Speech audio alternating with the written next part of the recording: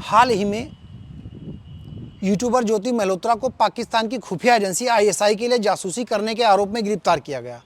इस सनसनीखेज मामले ने एक बार फिर लोगों के दिमाग में उस महिला जासूस की यादें ताज़ा कर दी जिसने पाकिस्तान की ज़मीन से भारत को बड़ा नुकसान पहुंचाया था, जिसका नाम था माधुरी गुप्ता।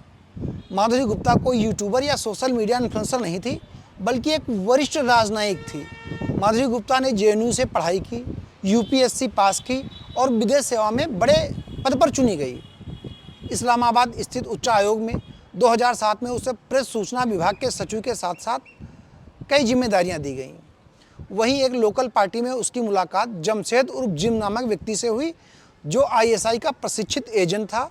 इस मुलाकात ने उसके करियर और देशभक्ति दोनों को तबाह कर दिया। माधुरी गुप्ता जवानी के दिनों में प्यार मोहब्बत से दूर रहकर जी जान लगाकर पढ़ाई की और यूपीएससी क्रैक कर गई, जिसका चयन भारतीय विदेश सेवा आईएफएस में हुआ। अधिकारी बनने के बाद उसे इतनी खुशी थी कि वह विवाह जैसे झंझटों में नहीं पड़ना चाहती थी। देखते देखते उसकी उम्र 52 साल के आसपास हो गई और अभी तक वो अविवाहित थी। उसने मिस्र, मलेशिया, जिम्बाब्वे, इराक और लीबिया जैसे कई देशों में वरिष्ठ पदों पर रहकर काम किया। माधुरी गुप्ता उर्दू भाषा की अच्छी जानकार थी, जिसके कारण उसे पाकिस्तान में तैनात किया गया, जहां उन्हें वीज़ा के साथ साथ मीडिया का प्रभार दिया गया। पाकिस्तान में तैनात लगभग सभी अफसरों पर इंटेलिजेंस की कड़ी नज़र रहती है। इस्लामाबाद में एक पार्टी के दौरान माधुरी गुप्ता की मुलाकात जमशेद उर्फ जिम नामक 30 वर्षीय व्यक्ति से हुई। जमशेद ने अपनी कम्युनिकल स्किल से माधुरी गुप्ता को प्रभावित किया और उसका दिल जीता। माधुरी गुप्ता उस युवक पर इस कदर फिदा हुई कि वो भूल गई कि वह एक वरिष्ठ अधिकारी के पद पर तैनात है।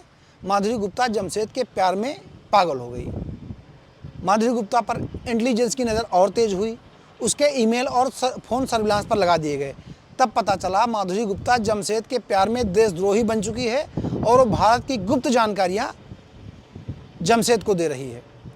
दरअसल जमशेद पाकिस्तानी एजेंसी आईएसआई का जासूस था। पाकिस्तान का आईएसआई दुनिया की टॉप 10 इंटेलिजेंस एजेंसियों में से एक माना जाता है।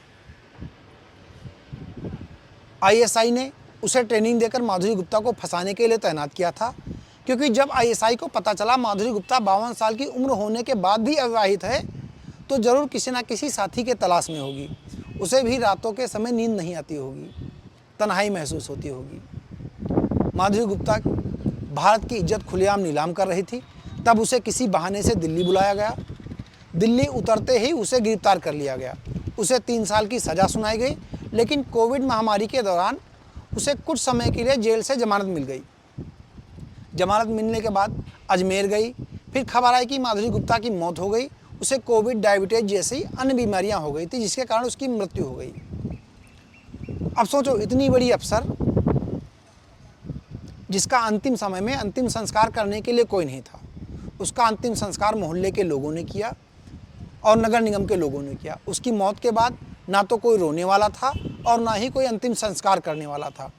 यह सच्ची घटना मैं इसलिए आपको बता रहा हूँ क्योंकि एक 52 साल की पढ़ी लिखी परिपक्व महिला इतने वरिष्ठ पद पर तैनात रहने के बाद भी मोहब्बत के जाल में पड़कर देश के साथ गद्दारी कर सकती है, तो यूट्यूबर ज्योति मल्होत्रा की क्या ही मिसाल।